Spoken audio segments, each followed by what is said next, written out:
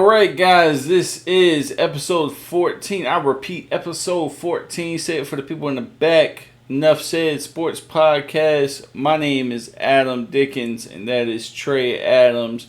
And I am blessed to have another week to talk to you guys and have some good old sports discussions. And Trey, how are you, man? Long week, long busy week. So we had to postpone the day. I know we usually do it on Thursdays, but because of the busy week, we had to push it back to Friday. So adjusting to life, but keeping it going, keeping it moving.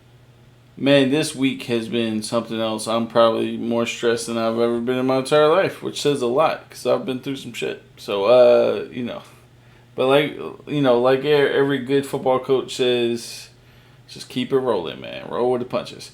Um, first, first thing foremost, obviously, yeah, I moved, so we got a different background now. We're making things work.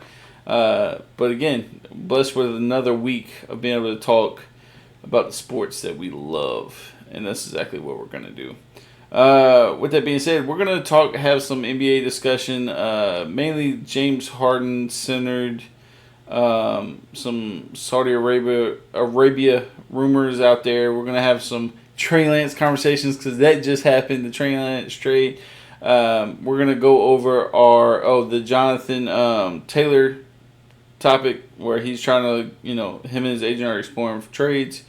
We're going to talk about our NFL award predictions, including the MVP, every award you can think of, Rookie of the Year, etc. And with that being said, let's go. Cue the intro, baby. Boo!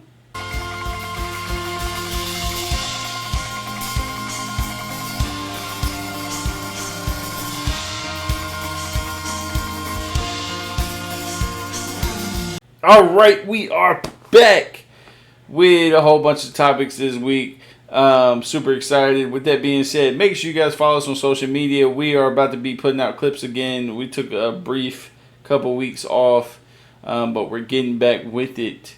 With that being said, man, God, we got a lot to get into. Make sure you follow us on social medias: Facebook, Instagram, TikTok, X, Twitter, whatever the hell you want to call it. What are you drinking, bro? Let me know.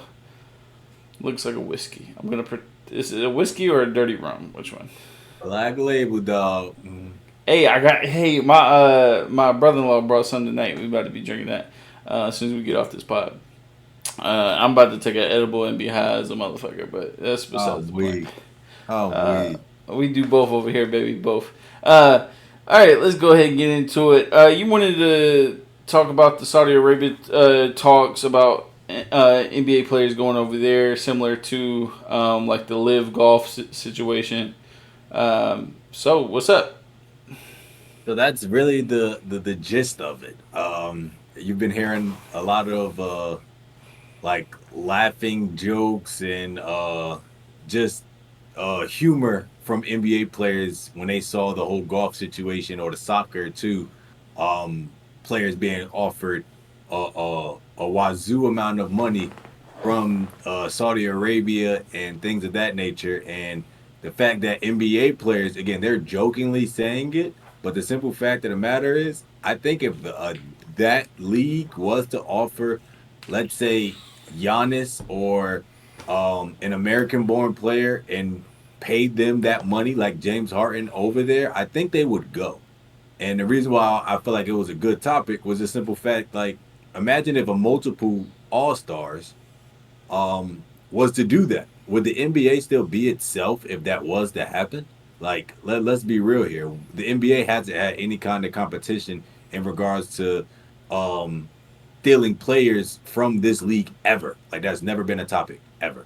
And now all of a sudden, again, it's just you hear it jokingly, but if it was to happen, I think it would be taken a lot more serious. So I just thought it was kind of ironic that people were jokingly saying it, but it's just like if they was offered that, they would go.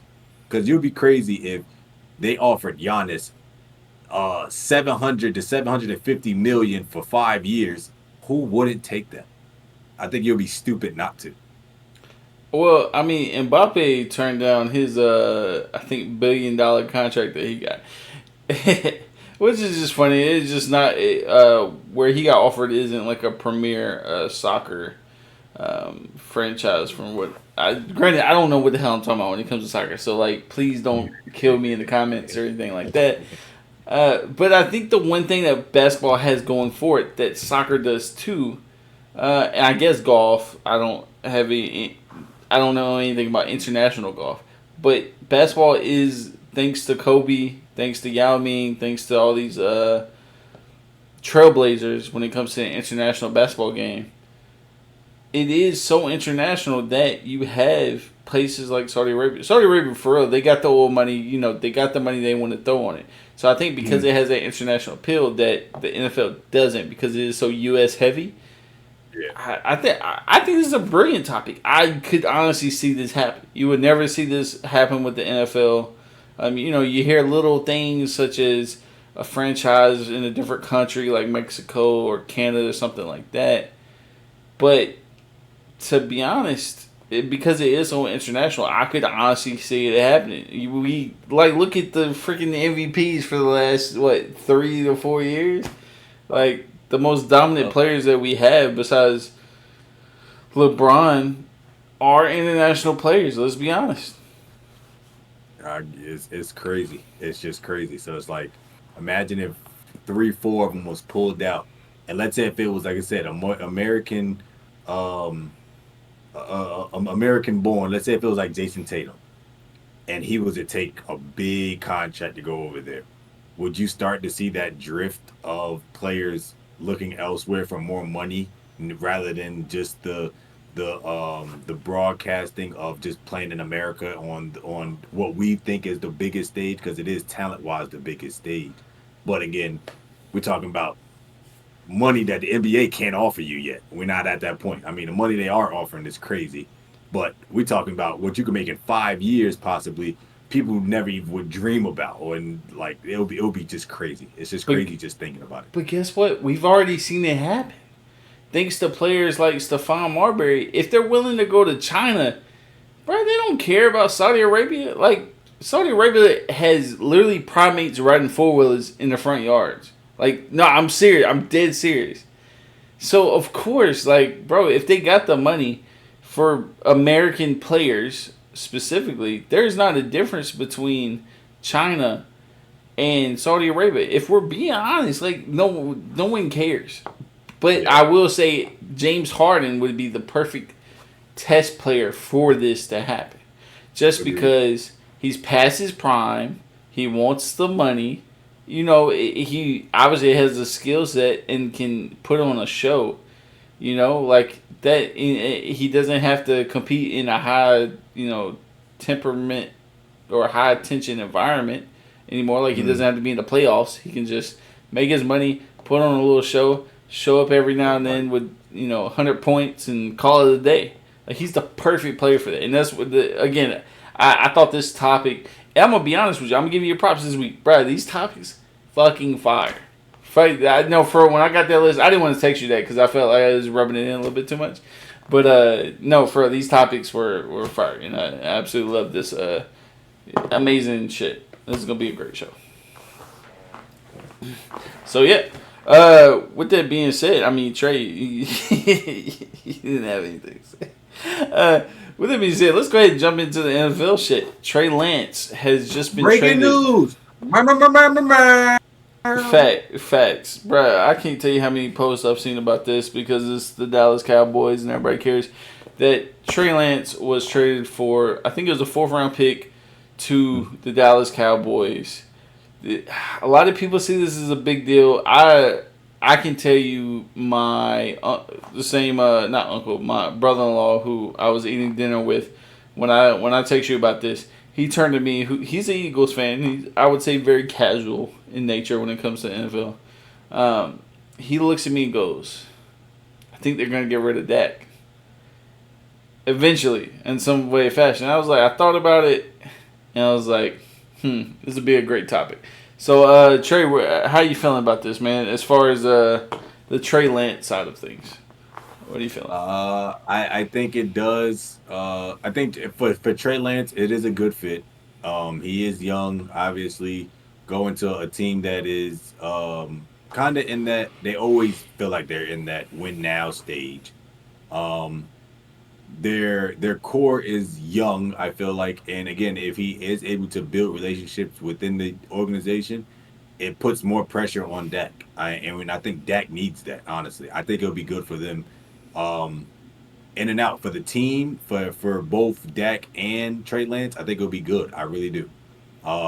Again, I if you recall from my predictions, I do have the Cowboys winning this division, and I think this would push Dak even better, even more rather, to play better. Like now, it's like it is a do or die for him. They're paying you all this money. You complained about this contract extensions for years. You got it, and now you still can't get out the first round. I think now is the do or die season for McCarthy, the head coach, and Dak. So I think with Trey Lance as the backup, if and also he is injury prone. So if he does go down and Trey Lance play good, you could see that who was that? Brett Favre situation where it's just like, all right, we're gonna go with the backup because he's playing good and we don't wanna we don't wanna mess things up. We also saw that just now with Brock Purdy. So I feel like that situation can happen and it puts pressure on Dak and he needs that because he's just lackadaisical right now. I don't Dak is not a 15 into season quarterback and he's doing that for 40 plus million. So I think it puts pressure, and I think it's needed pressure. What's your take? So what you're saying is that it's over for Dak Prescott. Is that what we're saying? No, I think he still gets this year to prove himself. I just think it again it just puts pressure on him to play better because if not, you have a young player that they could just say, screw it, we're going with this guy immediately and we're getting rid of your ass. So it puts a little bit more pressure on him because now they have something to actually threaten him with moving forward with. Yeah, I somewhat agree with you. It does put pressure on Dak. I would say I turn to my uncle when he's. I mean, not my uncle, my brother-in-law. He's just a little bit older than me. That's why I said uncle. I don't know what I'm thinking.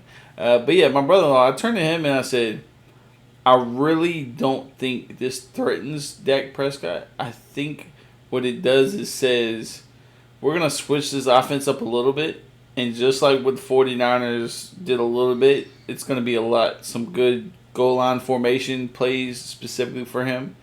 Right.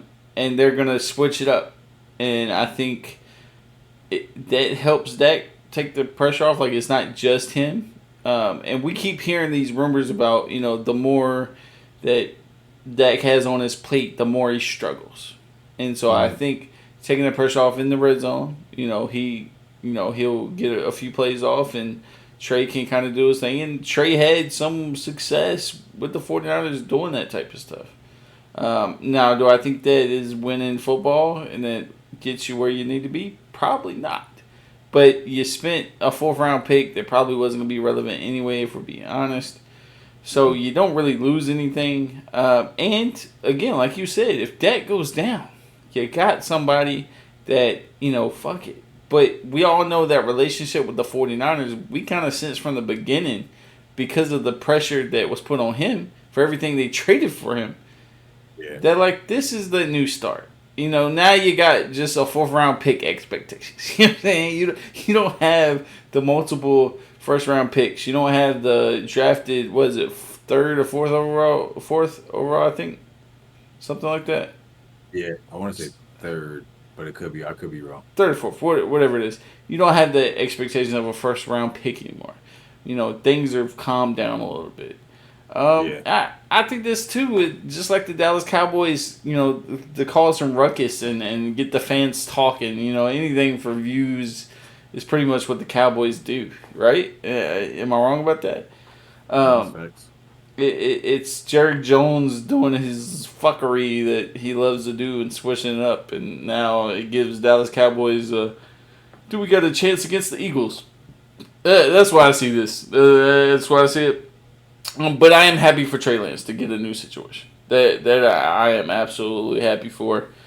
Um, and worst case, if he doesn't play, he gets the backup and he gets a good little mentor that probably a quarterback that he can relate to a little bit more than Brock Purdy, if we're being honest. and let alone as more of, like I said, more of a mentor. Brock Purdy, you're not doing anything in that system as a backup there. You know this guy just came in as Mr. Irrelevant and took your spot. Like your time there was up. Like let's be real. If you're not realistic about that, you're bullshitting yourself. The fact that they went, like you said, and got all those, they sent all those picks for you, and Mr. Irrelevant we're talking about took your job. Sam Darnold took his job too. Like it gets worse. And, It and gets and how many worse. times did he lose his job? And with the Facts. Jets, the Panthers, like, dude, Facts. at this point they gave up on you. So all that bullshit that John Lynch was saying, oh, we want him here. Kyle Shanahan saying we want him here. Shut the hell up. Y'all did not want him there. If y'all wanted him there, y'all would have did him better and showed that again. Brock Purdy might be better than you right now in our system, but you're the second string. Y'all brought in Sam Darnold for a reason. Like y'all not fooling nobody with that nice play bullshit. That N- shit was like that shit was getting to me. It was. That shit was nothing. getting to me. Nothing about what the 49ers offensive system does is complemented by what Trey Lance does. It doesn't even make sense. It's more of a run heavy West Coast type of offense. Trey Lance isn't timing and accuracy. Like he is spread it out, and yeah, spread system is perfect for him. Mainly because his run complements it. I would say he's a better passer than like Tim Tebow or something like that, and that's a perfect situation for him. Go, You know, space. Give him space. What about Tim Tebow? What? Because I know you're about to say some shit. go chill out. Mhm. Hey, did you get a chance to watch the swamp doc or whatever, the Florida? No, not yet. It is on my to do list though. I do plan You on don't watching have it. it ain't all that. They don't I'm really not. talk about It's shit. T it's Tebow. It's my guy. It's my Bro, he guy. really is so innocent. It's ridiculous. But anyways, we're going on to the next topic. Because Tim Tebow is not going to be a major topic for today's conversation. We have more important things to talk about, such as Jonathan Taylor finally getting permission from the Colts to seek a trade, even though they told him multiple times, no, we're not going to trade you, we're not going to trade you. Okay, we'll let you. Oh no, we'll let you go. We'll let you go. That shit is so stupid, dude. It's Like it's so stupid. Oh, uh, in October he's still going to be here. Now we're going to give you permission to look out and but you have to do it by Tuesday's 53-man cut roster date. What the what is happening? Like I, Ursay and, doesn't. That's what I said. Ursay is so all over the place. He is so all over the place.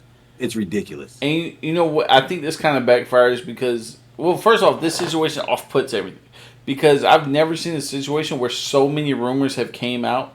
Like I can't tell you how many different rumors I've heard about trades getting shot down, what teams are involved in. It's seeming like a lot of manipulation from the Colts when it comes to the media is what it's seeming. Mhm. Mhm. Because this is why I say this because the rumor came out that Miami, which we all know were trying to get him, and then they said a second team came out and made a trade offer, but they wouldn't say the second team. So Yeah, why wouldn't you say the second team? You wouldn't say the second team because if you said a team that didn't actually offer it, they could just say no, we did. So that's not us. Yeah. you just put out a fake rumor. It's just a whole bunch of bullshit that Ursay's doing. Um, but yeah, just go ahead.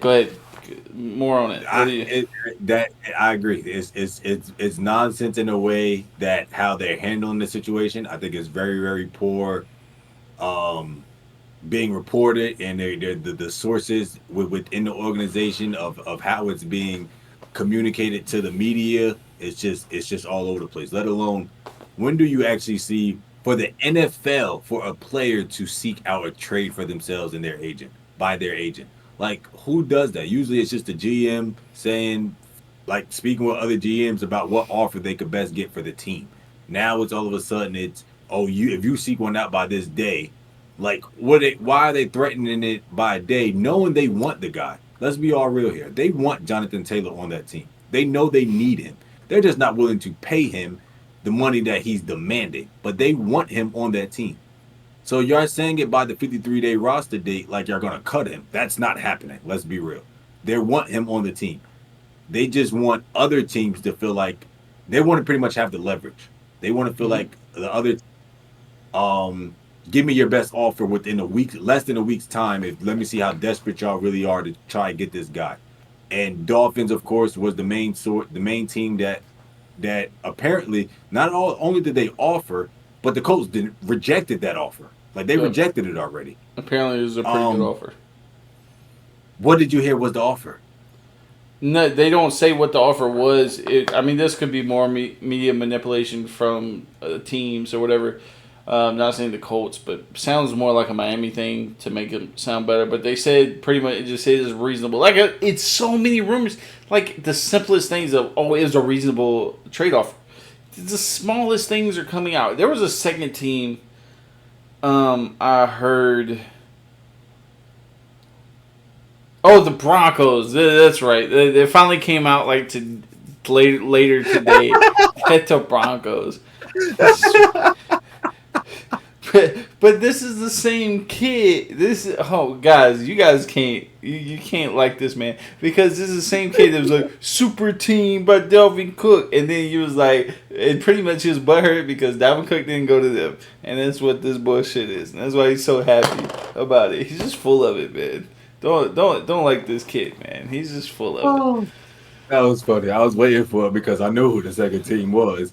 But also now I definitely think now with the um other update with Jerry Judy, I think now they're more desperate for production. So I do think the Broncos are going to kind of go all in on that. Hopefully they're able to do that. Obviously as a fan, I want that. But that was the only two teams that I actually like Yep. saw that was actually offering or that was named rather. I didn't see anybody else. Did you? No, but I don't. I kind of don't expect it to either. Like I kind of expected 2 to 3 teams ish, Mm. just because of the market of running backs and whatnot. And I think the Colts got mad because I think the Broncos and Miami offered a pretty damn good package. I'm going to assume, and they were like, "Oh, we didn't think this was going to happen. We thought that Jonathan Taylor is going to get shoved back in his face that he's not worth a damn," just like the Colts pretty much expressed to him, and that's not the case. So The I think they got the pissed about man that. is the man is 24 years old and right now is a top 3 running back in the league. Why wouldn't people want him? I'm confused. It's not like he's 27, 28. He's 24 and Be is a top 3 running back. and this is I think the Colts had the same mindset that a lot of Colts fans have because I've been seeing a lot of Colts fans talk about this. There's one main guy on TikTok. He'll do lives every now and then, and his point he tried to say, "Well, this league is what have you done for me lately?" Which is partially true. And last year he only had 700 yards and he was injured and all of this, da da da, and that's why. We wanted him to go out and prove it again this year. Well, sir, we've already seen what he can do, and that Mm. team wasn't necessarily the best that year. With I think it was the Philip Rivers year. I could be wrong. They wasn't the best. They wasn't good at all. They were not good. Like they weren't. And And every year he Jonathan Taylor did what he needed to do. He did what he had to do. and because he wasn't down with you running him into the ground in the years that you suck, you're pissed, and he didn't do what you wanted him to do, and that's the issue. This is a butthurt team who is getting it shoved up right back up their butts that they were wrong. This is what, and that's exactly what's happening. And I hope he goes to a team, and I honestly hope he balls out. Miami, I mean, they need him, but like, I'm not. It's whatever. I'm not. It's. That was my next question was give me your top 3 teams that you think would be a good fit or that yeah, the top 3 teams that he should consider going to. I mean, the Vikings seem like they don't want to pay a running back. They want to stick with what's his name? What's the Alexander Madison. Madison? Yeah, yeah, I Uh, said Madison. they seem they want to stay with him. I would if you could get Jonathan Taylor for a decent, I would take it. Obviously, you got rid of Dalvin Cook because you didn't want to pay him. So that's who I would like to go. I would, if I'm the Jags and I really want to show out, because they got the cap. I understand ETN is there. I understand, but like, what's the difference between him going there and him going to the Broncos? Has just showed just as much potential as Williams. Williams Javante coming off an Williams. injury though, like you said. Williams coming off an injury. Let alone, ETN. But you said that didn't matter last week when we talked. You said, "Oh, it's okay, injuries, NFL. You just play, you play." That's what you told me. to my knowledge, they're talking about even possibly including him in that trade. That'd be crazy. I didn't hear about that. I would like the Jags just because I really want the Jags to do well this year. That's a perfect ETN. I think provides a change of pace to Jonathan Taylor and Miami. I don't. That's just, I don't. What you want them to go to the damn. It's some irrelevant ass team. That's Well, the three that I saw that I was like I was intrigued by. First, obviously I'm gonna be biased and say Denver. Um, I think it would be a good fit in what Sean Payton likes to do and how his style of play is. But also the Bears, unfortunately, because we know they was in the Dalvin Cook sweepstakes a little bit, and they've been in the running back market a little bit. They haven't put themselves out there completely, but they've been they've been looking, but they haven't been completely uh letting the world know that they've been looking. Um, to go off that point, that team. I think that's a good point because like just from my perspective. I was doing a fantasy football league, and I'm like going down running backs, and I'm like it was a pretty late round, and like Khalil Mack's there, and Donta Foreman is there, right? And Donta Foreman can't really pass catch like that. He's not good in that game. Khalil Herbert, like how committed are you really with Khalil Herbert? Let's be honest. I was about to say you said I ain't gonna lie, you just said the Minsky, you said Khalil Mack. I said, huh? Oh my But bad. I knew you meant Herbert. I know who you was talking. Yeah, Herbert. Like you're not that committed on Khalil Herbert, and Donta Foreman showed he could do really good with the Panthers last year. But again, he can't pass catch, and if you're They trying to ain't do, Jonathan Taylor. They ain't Jonathan Taylor. that's my point. I think you make a great point. And I think with a system such as what they're trying to run with the Chicago Bears, where it's more of an air raid system and you're trying to get space, you need a pass catching back that can do everything. Everything. I agree. And Jonathan Taylor does that. And my last team, so it was the Broncos, the Bears, and this is the sleeper team, but because of their freaking status, and we was just somewhat talking about them with Trey Lance, the Cowboys. Yeah, I can see it. Yeah. I'm just saying they are a splash team. They are desperate in a sense of they want to win now. They feel like they have the team right now to compete with the Eagles. If they get Jonathan Taylor, they feel like that puts them above the Eagles in a sense of freak just getting to the playoffs. We're winning the division and we're beating you in the playoffs if we need to. I think if they was to do that, obviously Tony Pollard or Vaughn, one of them has to go in that trade.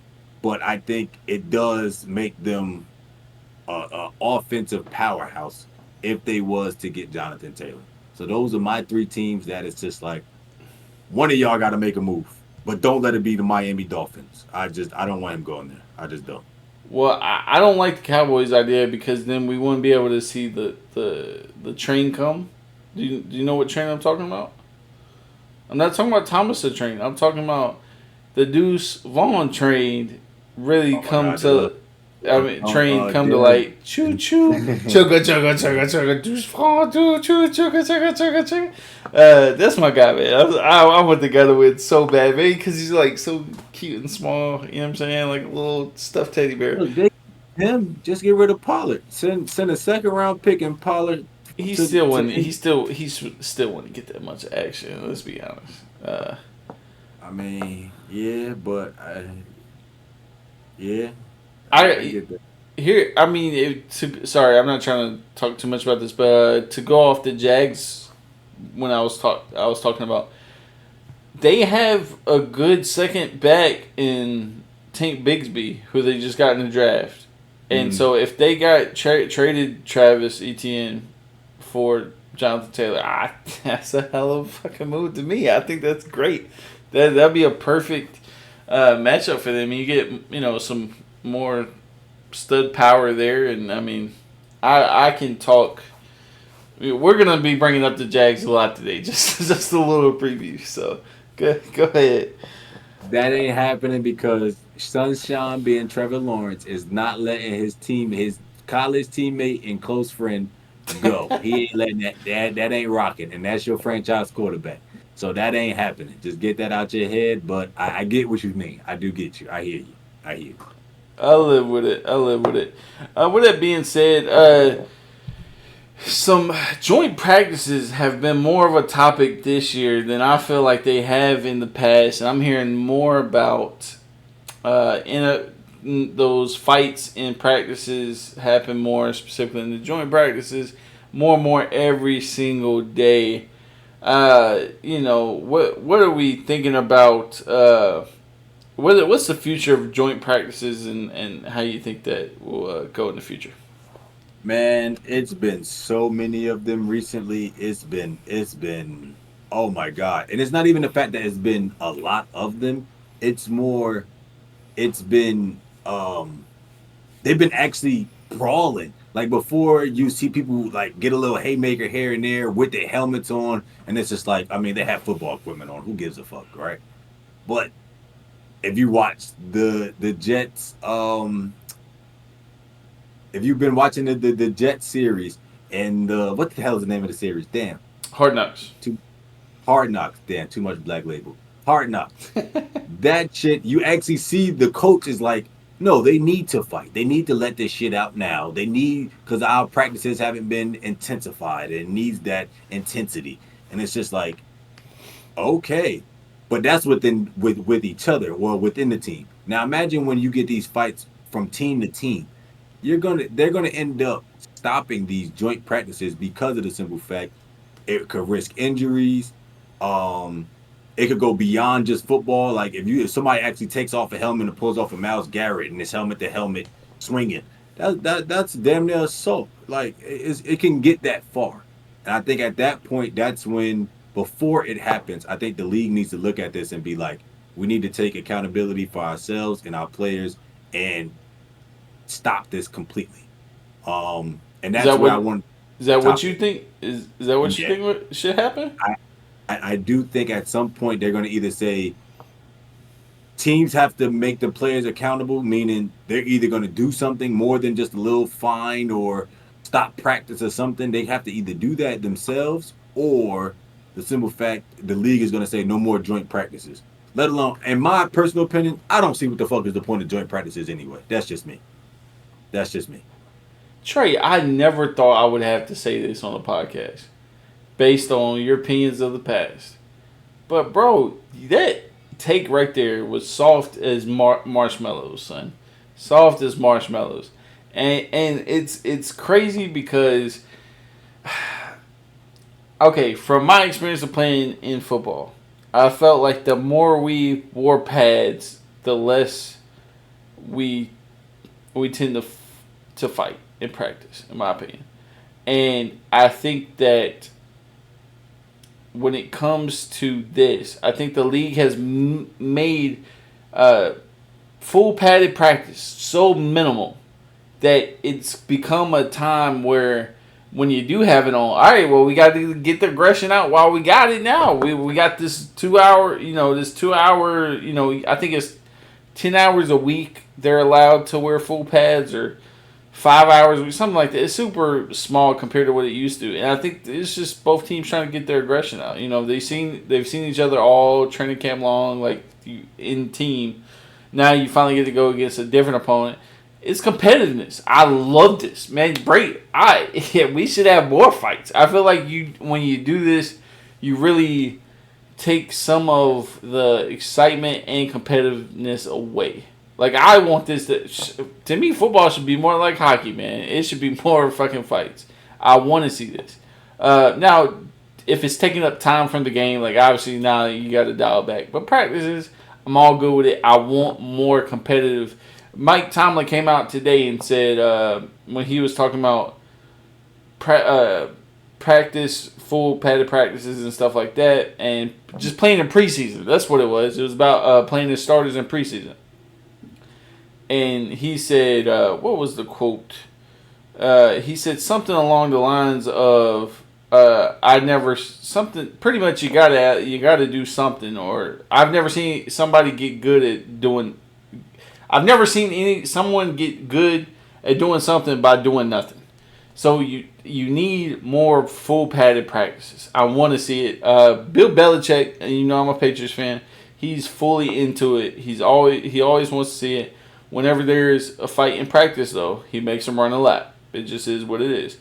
I actually screenshotted something the day before you sent me the topic lineup, Mm-hmm. and it came out about the Browns head coach Kevin Stefanski. He made a new rule for joint practices for his players. If the fight involves a starter, he now has to play in the upcoming preseason game.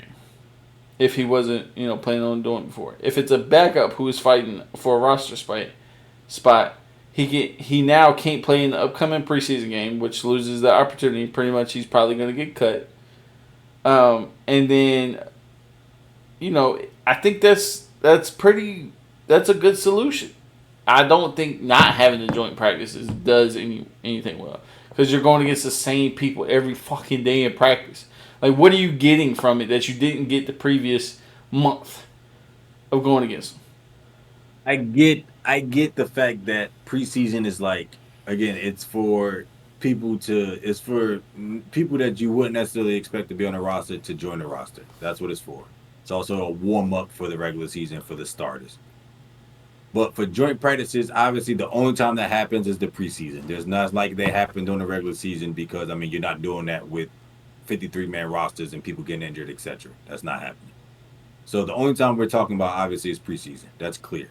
But the simple fact of the matter is, players, like you said, starters are the ones that's getting involved in this. We're talking about Max Crosby, Travis Kelsey, regardless if it's like some of these incidents were within their team.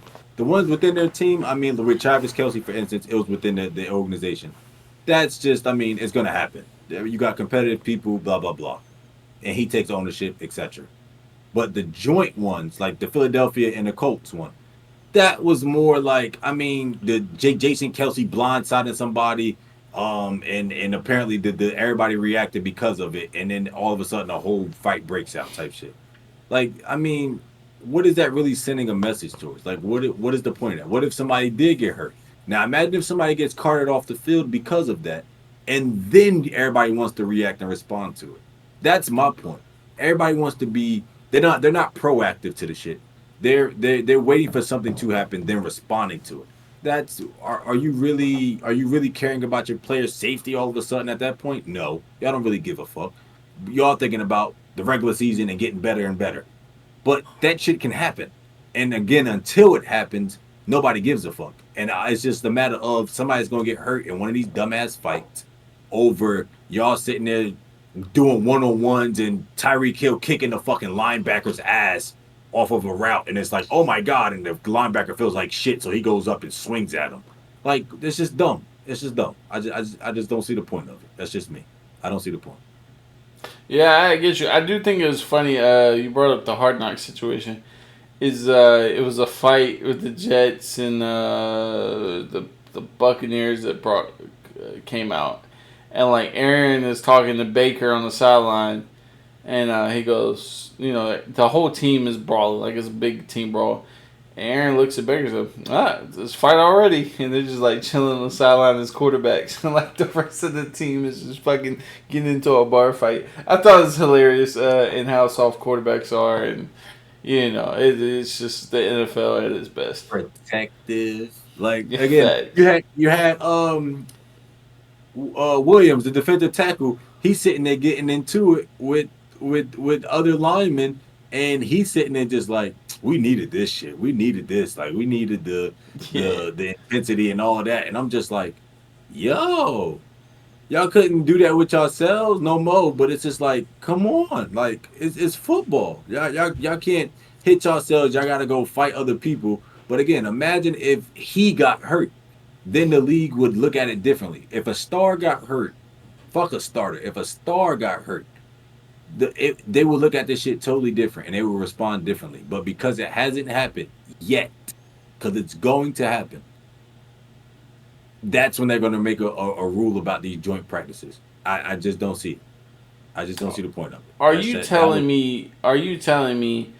Well, this is not necessarily a joint practice, but you don't enjoy like when Cam Newton was about to rip Josh Norman's head off. Like I enjoy those. I enjoy that. Like I think that's peak NFL for me. Peak NFL is seeing Josh Norman get his ass whooped in practice by the quarterback. I love seeing that. As a fan, yes, it is. But as a again, for what they've been preaching and bitching about, let's be real. For the last couple years about player safety and all this extra stuff, no, it doesn't. It doesn't add up because that's the whole point of preseason. The whole point of preseason is to play other people. Why do you need to practice with them? Why do you need to show them possible routes and all that stuff, regardless if the people are playing being the starters or not? It's still like, what is the point of your second string defender going against my first string, and that's the whole point of preseason. I just think it's pointless. I really do. Yeah, I've always thought this, and this is probably the last thing we'll talk about regarding this topic. Is I've always found it stupid that you do the joint practice against the team that you're going to play in the preseason game. I don't understand that. I would what cut the fuck? I would cut the preseason game out and just go against teams that's for the in the practice, and I'm good with the joint practice. I just don't agree why you practice against the team and then you play the team in the preseason. That blows my mind. But whatever. It's that team gets there on Monday. You play them on Friday, but we're going to practice against them 4 times, and then we're going to play them in a real game on Friday. Make it make sense. Yeah, I mean, the only argument against that is like trying things that you're trying to fine tune out, like certain packages or something like that. That's the only thing I could think from a coach's perspective. Yeah. But it's above my pay grade. So, anyways, let's talk about the stream schedule. Bro, let's be honest, it's just everywhere at this point. We're trying to work it out. We actually need to change it so it needs to be on a Tuesday, Wednesday, or something like that because you got the Thursday night games coming up, and I'm sure we're not going to want to do this during Thursday. We'll talk more about it after the podcast. But we got to figure something out. But again, our lives are... My life is a mess right now. So we'll get it figured out. But again, when we get a good stable time, hopefully soon, we'll let you guys know. But until then, please enjoy this Dreadsock commercial. A quick little 30-second video from our nice sponsor, Dreadsock. Here you go.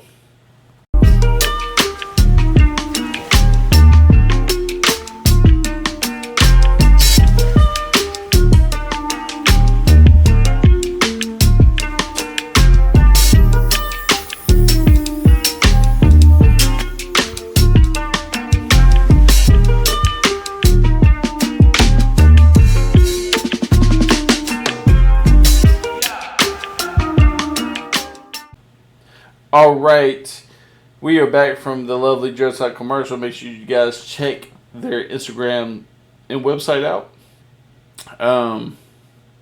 If you have a protective hairstyle or locks, make sure you get them. It keeps that hair lint free and protected while you sleep. Everybody, hair is the most important thing to me, if you can't tell. And so... there you go. Yeah, I'm gonna get a Dreadsock from my beard. That's what I'm gonna get. With that being said, let's go ahead and move on to our award predictions. And I love this because like it's a good segment for in the future of I told you so. Okay, that goes both ways. If I'm wrong, I'm wrong. If you're right, you're right. But let's be honest, who's going to be right most of the time? It's probably your boy. So, with it being said, let's go ahead and get into predictions. Trey, I'm gonna let you lead the way in this segment. I've already written down my stuff, so I'm not like backtracking or anything like that. If you would like to see it before we start, I can let you know. But yeah, besides that, let's go.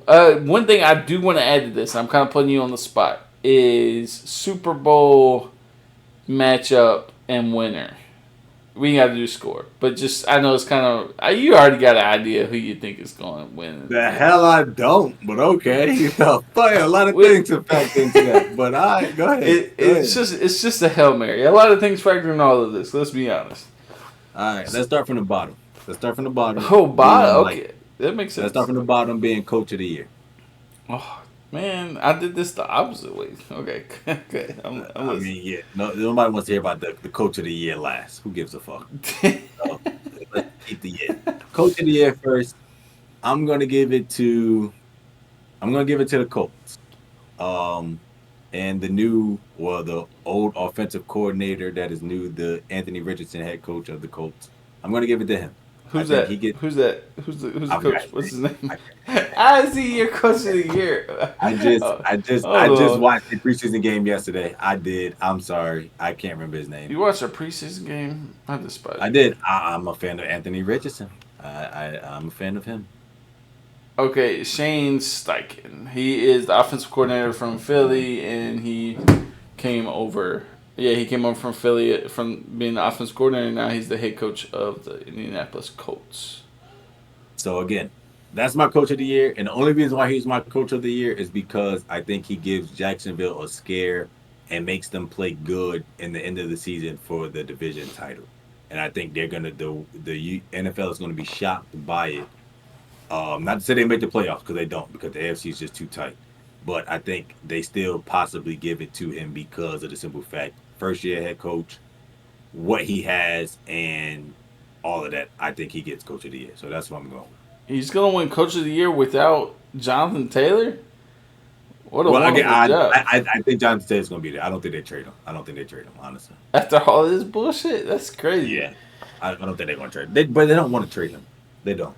I do like your prediction because I think you're gonna go in the same route as me. I didn't want to do the day giveaways, so like spoiler alert, like my NFL MVP isn't gonna be Patrick fucking Mahomes. Like I think like I hate people.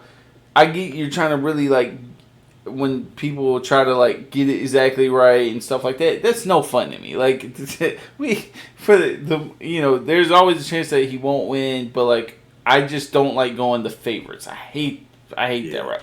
So I went the same route as you. And my head coach plays in the same division as your guy. I'm gonna go with WP. Huh? WP. Doug Peterson is what I'm going with. Obviously, he is an experienced coach. He is a Super Bowl winning coach against my New England Patriots, unfortunately. And he's got the experience, and I think he's got the tools. He's got the quarterback to do it. He's got a revamped wide receiver line. He's got a defense that has so many first round picks that they're swimming in talent over there. And just overall, they have a prime team that I think has key weapons that have kind of wrapped it together. Like this seems like their year. I do have a feeling I might be a year too early on them, but this team seems perfect based on all the talent that they have. And I think you take that with a coach who clearly when he was with the Eagles knew how to use his talent, specifically his running backs. He turned Nick Foles into a god. If he can do that with him, Trevor Lawrence is gonna look like damn Joe Montana in this motherfucker. So I give it to him. I respect that. Moving on to defensive rookie. Excuse me. Goddamn, Trey. Defensive rookie. Defensive rookie of the year. There you go. And my pick might surprise some people, but Joey Porter Jr. of the Steelers, cornerback. I think the system is going to fit him. I think what they're doing over there, and they got Patrick Peterson as a freaking mentor for him. I think that's going to benefit him very, very well. Again, it's a young team in their division. He's going to have people to go against to show his abilities. I could have went with the obvious, being the Texans um, defensive end, but again, I like Joey Porter better. So I'm gonna go with Joey Porter Jr. I'm gonna be honest. I like that pick, and I'm kind of gonna contradict myself because on when I did like a little ranking, like top five prospects at cornerback coming into the draft, and Joey Porter was actually my number one. Hmm. But I don't think he's gonna win because I think my number two prospect of the rookie cornerbacks is gonna win Rookie of the Year with Christian Gonzalez of the Patriots at cornerback, and I think I have a good reason for this. I obviously we know the history at cornerback that Bill Belichick has, a defensive genius. Christian Gonzalez at Oregon made play after play, and I think you throw somebody like Bill Belichick in his life, and I think you turn him into an expert. There are some concerns about his tackling. And he didn't look that good in preseason when it came to tackling in that first game. If you can't learn how to tackle from the best coach in the universe, then you're probably never going to learn anyway. So I think there's a good chance that he fine tunes that aspect of his game. We can talk about, again, the history that the Patriots have when it comes to cornerbacks. So you take a great prospect cornerback and you put him on the best team with a great history of cornerbacks. I think that's a perfect marriage, and it just has to work out. You got Revis pass, you know what I'm saying? You got that type of stuff. Even though, never mind, I'm not gonna get into that. You got just a list of, if you can make J.C. Jackson look like an All-Pro cornerback, then you got a chance at making a player who has much more talent than J.C. Jackson and Christian Gonzalez as Defensive Rookie of the Year. Bank on it. Put some money on it. Go ahead and go to your betting sites and put it on there. I respect that. I'm seeing a lot of his name, so I'm not surprised by it. But The Joey Porter though, he's on the lookout for me. I mean, I'm really excited. A lot of do because of his dad. He's like a spitting image of his dad, which is crazy. But I think you take what I like about what you said, and I think to add to it is that you take the mindset of a linebacker like his dad, the aggressiveness, and you add it to a cornerback. And I think it's great if he can survive. If he can survive not getting a holding call every game, then he'll be all right. That's the only concern when it comes to him. Other than that, he'll be locked down. Hopefully, George Pickens is not taking his ass to school every day in practice. He'll be okay. he's learning from him. He's learning. You can just the better receiver, you're learning. Hey, Um, I'm about to mute in just a minute, so go. I want you to give your point and do your thing. all right. Offensive rookie of the year. Offensive rookie player of the year. I'm going with, of course, I'm standing at AFC South Division. I'm going with Anthony Richardson.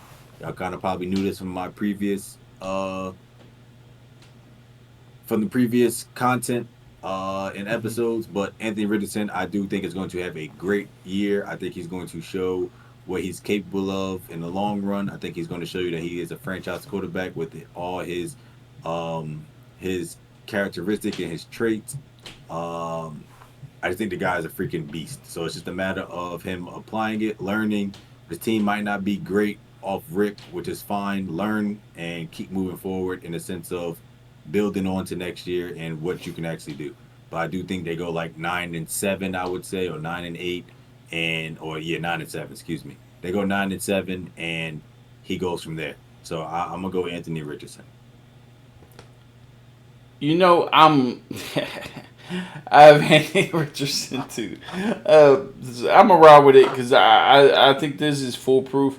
I think my reasons are a little bit different. I think he's going to win it just purely based on athleticism and running the ball. You sprinkle that in with some aspects of some flashy passes, and I think you got yourself an offensive rookie of the year.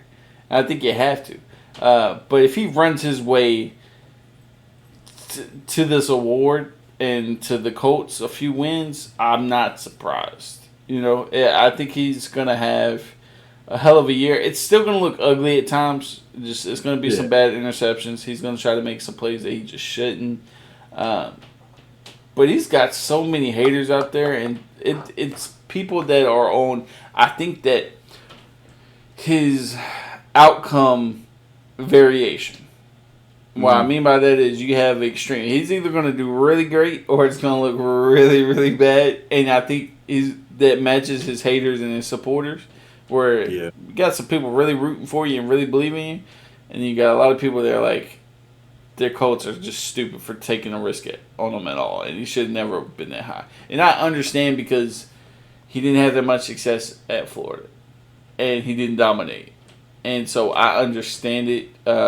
But I just think there's so much potential there. You know, you, you got to give it to him, and I think he has a good chance. I just don't want him to run his way to that award like Justin Fields. I just don't want him to be that caliber. I think he has way better. He's a way better passer. Seeing him in preseason, he takes a lot of gambles and chances. The main thing he needs to work on is his high pass. Like a lot of his passes are high because he thinks his receivers are tall as fucking shit, and it's just kind of make it more reachable for them. Hit them in the fucking chest rather than making it them use their hands. So I do if he does that, I think he'll be fine. But I just don't want him to run to the award in a sense of his running stats are better than his passing. Like stay away from that area because you're better. You're a way better passer, but you are an athlete. Mm-hmm. Don't confuse the two. Don't let one overlap the other. But you are a quarterback first, and I think that's what he needs. He wants to prove is that he's a quarterback, not just a runner. Well, I think the one thing I'm scared about his passing too, and I think Cam Newton had a big problem with this is Cam Newton. The one thing a lot of people never criticized him of was his touch, and I can literally show you a 10-minute highlight of interceptions that came from Cam Newton. Not because of decision making or anything like that, because the touch on his ball, he pause.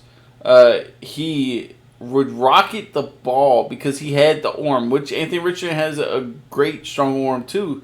He would rocket the ball so hard on like a fucking 5 yard or 10 yard curl, it would hit the receiver's hands, bounce off because it had no touch on it, and it'd be intercepted. Yeah, And I think he might have that same concern. Man, I would love to see Cam be signed to a 1 year contract and really tutor and help him. I know that's a whole nother topic. I'm not trying to get into it that much. But I think that's the perfect guy for him. And they're built very similar. And I think that's why even if he does run his way to it, he'll be okay just because he's built like a fucking tank, like fucking swole ass. And so he'll be okay if he does run his way to it. But I agree with you that passing first options should be there for him. So I'm right yeah, there with you. definitely.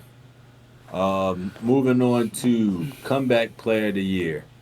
Um, this is obviously mostly for freaking people that have been injured or yeah, just injured or having played. They had to sit out a year or something like that. Um, Pause. I Pause might. before. Pause before you say your shit. I looked at the betting like odds of it because that's what I was gonna base off, and I just went on who I thought was a good choice based on who I like. But the number one person they had was Damar Hamlin, and God forbid I am a a a very sympathetic person, but I think he should not be on that list because Well, it's not even it's hard. a Come charity on, bro. it's a charity Yeah, award if they really give it to him, and yeah. I think that's stupid. That shit is whack. I'm sorry. I'm not soft America. I don't plan to be soft ever. You're not gonna get that bullshit. Oh my God, here's a pity award. It happened. Okay, you're not a starter. You're not gonna be a starter. Like, no, hell no. I'm not even paying no mind to that. But we're not just gonna just give out award because of we feel sorry for you. If that's the case, we need a I feel sorry for you award. And that's the case, Trey Lance needs the shit. Like, come on. Now, But no, now, if he goes out and has an All Pro season like he's not estimated to have and would never have in his life, now that's a feel good story that I'm all good to get behind. But that's not gonna happen because he was barely on the roster when it happened, and they were only down because they were down. That secondary was fucked at the end yeah, of last boy. year. Who was it? They were down Both of two. the They were yeah, down. They were down. The two safeties went down, and they had to rotate some of the cornerbacks to safety to make up for those injuries. And so Demar got his chance at quarterback. yeah, that ain't happening. But my comeback player, I don't know if he actually qualifies because of the simple fact it was his fault that he was in the situation in the first place. But the gambling guy, Mr. Calvin Ridley, so I don't know if he qualifies or not. But if he does, I'm going with him. But He if not, he qualifies, but please say your second person. Please say the second person. if not, my second person I would say would have to be um I'm gonna go Jamal Williams. I mean Jamal. What the fuck? Javante. Yo, you Javante. fucking. I can't. I'm listen. Javante Williams. I don't know why I'm Hey, thinking of him. guys, alert! This is a warning. Black Label causes memory loss, long term and short term memory loss. So just stay away from the product. It's already I was expensive. thinking of the Saints. I was thinking of the Saints because I just got a text message from a Saints fan and it threw me off. I'm It's sorry. it's already expensive as it is. Just stay away from it. You don't want to be broke and have memory loss. So just go ahead. Javante Williams towards ACL, MCL, and I think he's going to bounce back and he's going to have the career season if he's on the roster still, if he's not traded for Jonathan Taylor. I think Big he's going to have the mistake. bounce back season, and yeah, he bounces back from it. So I'm going to go with him. I'm glad you say your second person because my person was Calvin Ridley too. He does qualify. I again we talked about Trevor. You're gonna have Coach of the Year in my opinion. So I think it all just lines together. And I'm gonna be honest. I'm not gonna go too much in on him, just because I'm gonna be really upset if the Jags don't come out and put up the year that I'm expecting them to have. Mm, Um, and it kind of just I'm really betting on those guys to have a breakout year. They're in that prime age at most positions, yeah, and it should have to upcome, man. I'm a big believer in Calvin Ridley, not just his quarterback, but just because of his skills and you get a primetime receiver with a primetime quarterback with a primetime coach. You gotta give it to him. You know, gotta give it respect to that. him. Defensive, Uh, defensive woo. player of the year. We're moving Did along. did you pick a different player for your MVP versus your offensive player? Please say you did. Yes. Okay, because some people combine them. Sure, but Nah. Defensive player of the year. Mine might shock some people, but again, you've been keeping up with us. I am a big believer. I'm gonna say I'm a big believer in the Cowboys this year. So I'm gonna go with Micah Parsons. I think this guy is going to be a dark horse MVP candidate. People are gonna be like, "Oh my God, a defensive player never gets MVP." Blah blah blah. That's whoa, because they whoa, never had whoa, one good whoa, enough. whoa! What are you talking about? The next award was offensive player of the year. That's on the No. list you gave me. Well, we're going backwards, so I don't know what you're talking Yeah, comeback player of the year, and I got offensive player of the year. about. Oh, it is, but I wrote it down differently. My bad. You good? I already Good. said it. You good? Defensive player of the year. Yeah, I'm gonna go with Michael Parsons. Hands down. I think he's the best edge rusher in the game right now. Um, and I think he is a force to be reckoned with. And I think the way he's been talking, I've been loving it in the sense of He knows this is their time. If they want to do something, they got to prove it on the field and not just talk it, like how the Cowboys have the history of doing that. And I have him as defensive player of the year. Hmm. Hmm. Super interested in that. Uh, I didn't want to go with the favorite, like I said before, and I understand why you do because Micah can do damn near everything. But for my defensive player of the year, I have another pass rusher who isn't named Micah Parsons. It is Hassan Reddick of the Eagles. I understand, but a lot of people don't understand that he had not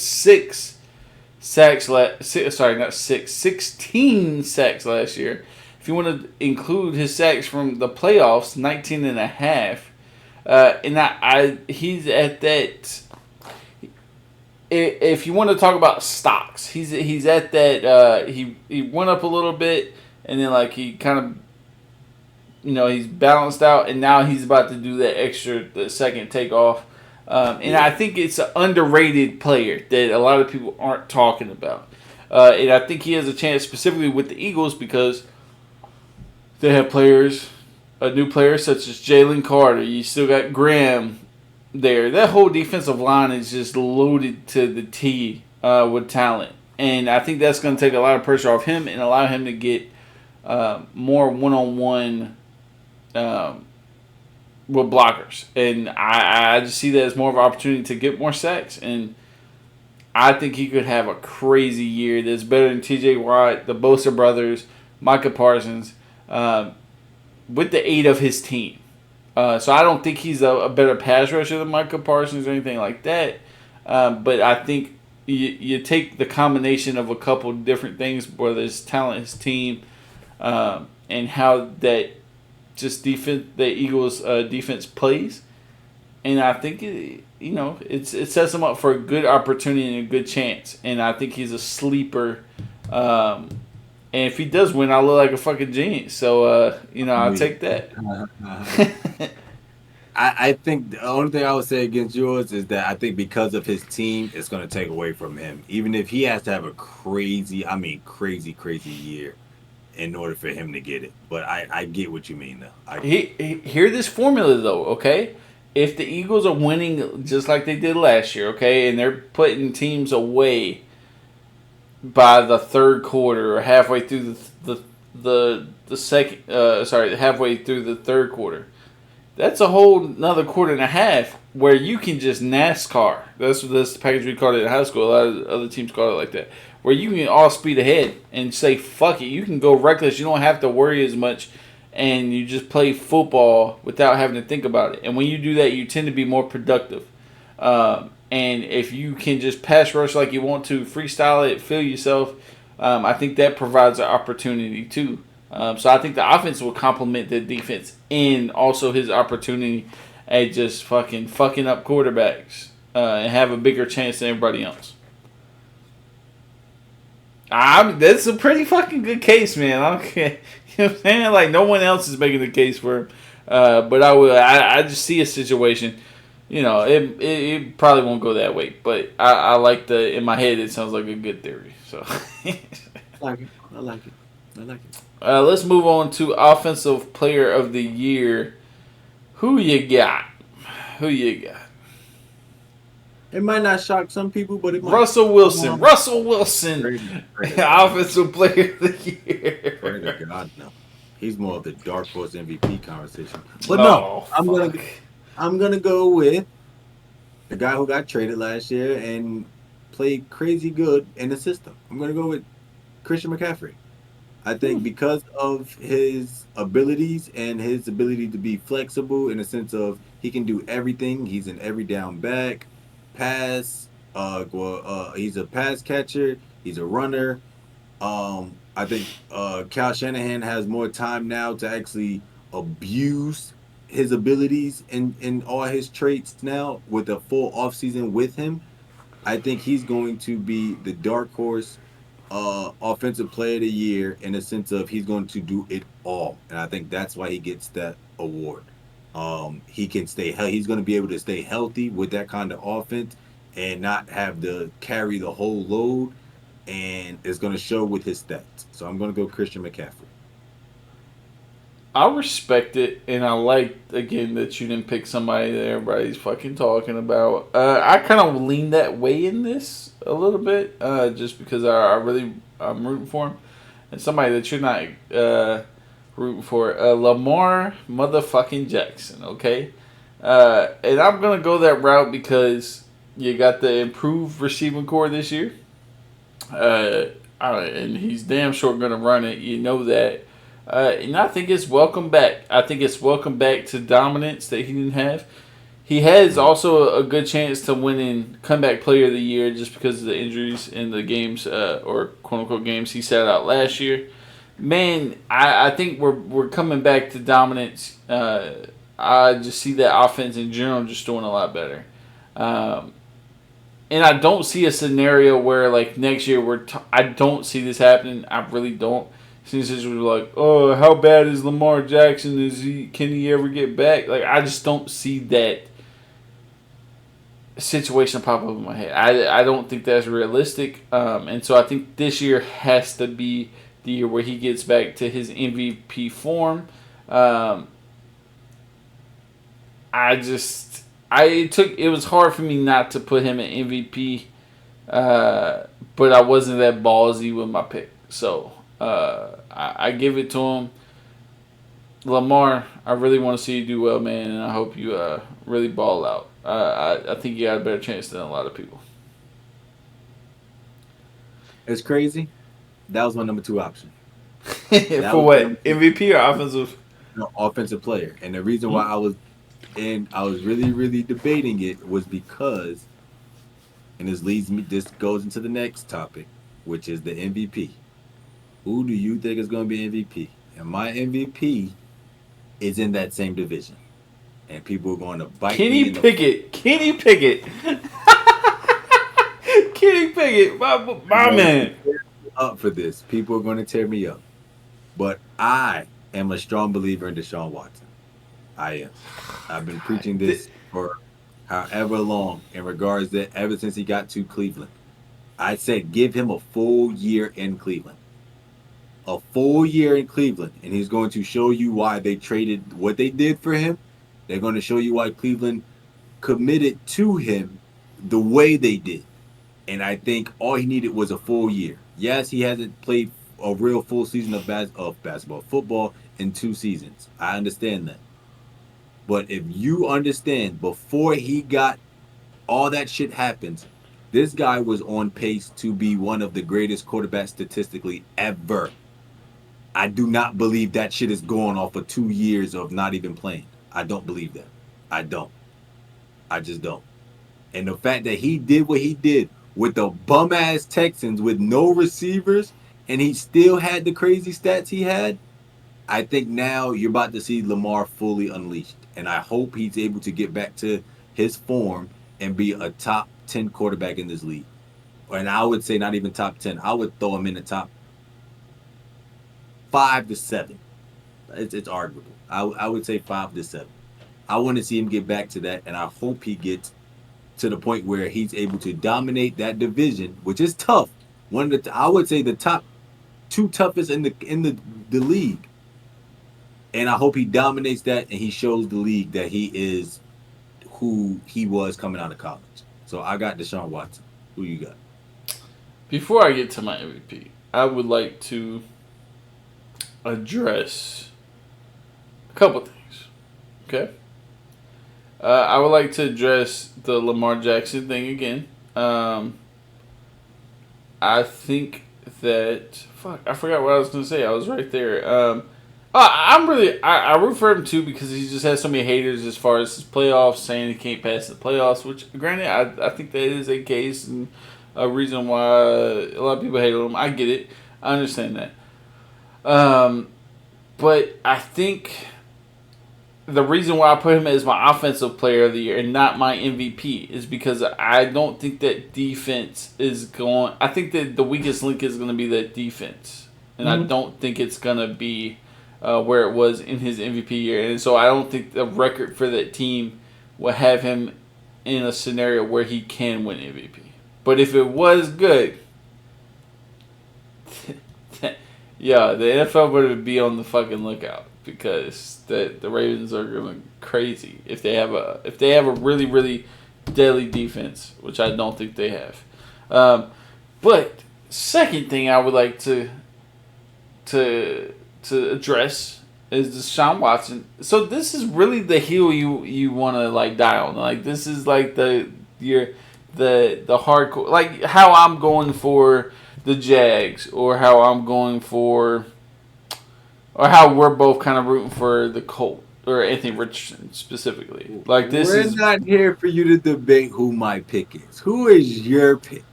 I'm just for future reference. Like this is what you're going on because this is gonna keep coming back up every single week that we do this pod. When you know the Browns are browning, okay? When the Browns are browning, we're gonna be bringing this shit up, and I look forward to all the massage jokes that we're gonna continue to make. You know, so but I'm not gonna touch on too much. I get yes, that is your pick, not my pick, because my pick will obviously win MVP over your pick. I think what's crazy is it's in the same division. I'm done. It's your pick. If you pick this fucking, go ahead. You can't even pick on him because he's so cool. He's so cool because his name is Joe Burrow. Joe, your daddy. Joe, I date milfs for a living. Burrow, okay. Joe Cool himself. Yep, you're out of drink, and you deserve to be out of drink. Because you know who's never out of drink because his drink literally just fills itself back up? Joe motherfucking Burrow, okay? And I give it to him. I think this is the year where he solidified really in the same category as Patrick Mahomes. I think this is the year, and we'll get to this because we got one more thing to talk about as far as the Super Bowl matchup, but we'll get to that. I think that this is the year that Joe Burrow really solidifies himself and puts him in the same category as Peyton Manning. I think it puts him in the same category as almost there as Tom Brady. Patrick Mahomes, that upper echelon. And I think he has to because I think if not, Patrick Mahomes starts pulling away. And I don't want to see that happen at all. So I think this has to be Joe Burrow's bark back to get back to where he needs. I just think this kid's just unstoppable. Like that kid in high school that like literally nothing bad ever happened to. Like he was so cool that like bro, what if a car was coming right in his direction? Somehow he'd slip on a banana and end up safe on the other side of the street. Like this, I think he's just so cool, bro. I hate to say it. It sounds like I'm fucking glazing this kid right now, but like he sloppy top ever.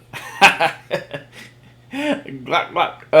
I think I just it's something about this kid that it's an it factor, and I can't specify it. I can't put it on X's and O's. I can show you on tape, but like it's something about him that I think him and Patrick Mahomes are going to be going at this for years and years. And I think he's got to come to this point where he wins the MVP, or it's kind of like out of the question and Patrick is blowing him out. But he has beat Patrick twice versus Patrick one time in the playoffs. And so I think that, it's got to be his bark back. I think it's just a timing thing. And I think it speaks to how good he is. And so, yeah, my MVP, Joe fucking Mom Burrow. So there you go. That's who I got. Now, for the ending and the Super Bowl prediction time, would you like me to go? Or do you want to go? Because I was completely off guard by this. I know who I have to win it. I just don't know who's in the other conference because it really doesn't matter. But that's just me. But go ahead. You go first. I have a San Francisco 49ers versus my MVP in Joe Burrow and the Bengals. I think the 49ers just get there on the aspect of like it's the 49ers. They're always relevant. They always have a chance. That Shanahan offense leads the way, and they always somehow, again, make it to the Super Bowls. The defense is talented, loaded. There's not really a weak spot on that team. The only question is, will Brock Purdy be the same guy he was last year after Tommy John surgery? That's the only question there is. Outside of that, I don't see this team having any questions. You even said yourself that Christian McCaffrey was going to be Offensive Player of the Year. So I think they're definitely going to the Super Bowl. And I think Joe Burrow fights his way through the AFC and comes out on top after winning his MVP. And then the question at the end of the year is, who's better, Patrick Mahomes or Joe Burrow? And I think that's going to be the real question that we have at the end of this year. And I don't have a score, but I assume it'd be like I'd say 28-14, something like that. That's what I In got. favor of who? You know, in favor of the Pretty God. All right. the same team that loves making the Super Bowl and just losing to every team they go against. Yeah, go ahead. Huh? They lost to us. They lost to who else? They made it. So San Fran is winning it. No, what are you talking about? Oh, the Bengals lost in the Super Bowl too. Yeah. I get what you're saying. Yeah, I'm confused. Yeah. Well, the 49ers do it a little bit at a higher rate than the Bengals do. So this You have the Bengals winning it all this year. yes. You're a fucking idiot. So, All right. okay. So you're a dick rider because I also have the 49ers going to the Super Bowl this year. I don't have them playing the Bengals. Of course I don't. Oh, that's disappointing. That's disappointing. It is. Because out of that question that you asked about Patrick Mahomes or Mahomes or Joe Burrow, Again, Burrow, oh my, not even close. He's not even close. It's not even a conversation. okay. He has not proven himself in any way to be in the same category as Mahomes. Not even He close. didn't beat him twice. Let's be honest. What are we talking about then? Yes, he beat him twice. Yes, but he's not better than him. I don't care if he beat him twice. He didn't beat him. His team beat him. He didn't beat him. Patrick Mahomes. He's better. He's better than him, just like Tom Brady is better than Peyton Manning. We all know Tom Brady's better than Peyton Manning. Okay, I'm just saying. I just want to take a stab at you because you're a Broncos fan. That's not a debate. We all know Tom Brady's better than Peyton, but Patrick Mahomes is way better than Joe Burrow. It's not even a conversation. That is not the case. But go ahead. We're letting that one little Super Bowl get too far, and it's just like, again, he ain't win it. So what are we really talking about here? Should have won it, but he went against a fucking super team in the Los Angeles Rams. So there you go. There you go. And they wasn't even. They had one guy on offense. Anyway, I got Patrick Mahomes going against San Francisco, and I do have San Francisco beating Patrick Mahomes in the Super Bowl. Wow, that's crazy. I would say the score being like 37 or somewhat similar to this year, like 37-34 or 37-30.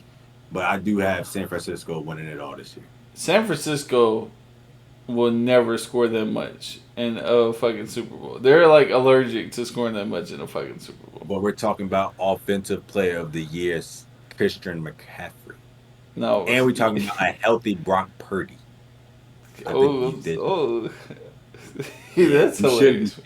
Motherfuckers forget he was undefeated before motherfuckers came for his elbow and said, "Papa." So that's just, that's different. But I do want to see Brock Purdy do well. But yeah, again, this week's episode, I love this, man. I love getting into this type of stuff. Make sure you take a picture of your pick so we can come back to it. Because if not, I'm going to forget. And we're going to have to rewatch this episode again. Because we're going to review it after the season's done with. And come back to this. With that being said, man, this is episode 14 of the Nuff Said. Did I say that wrong at the start of the pod? Did I say 13 by accident? Or did I say 14? You said 14. Okay. Again, this is episode 14 of the Nuff Said Sports Podcast. The best sports podcast on the planet. We're just two guys with a dream that love talking about the sports that we love to watch and play. With that being said, Trey, do you have anything left to say? Not at this moment, no. Black Label, he forgot what he's gonna say again. It's all cool, guys. With that being said, we are out of here. Love you guys. Appreciate you for another week. We are out.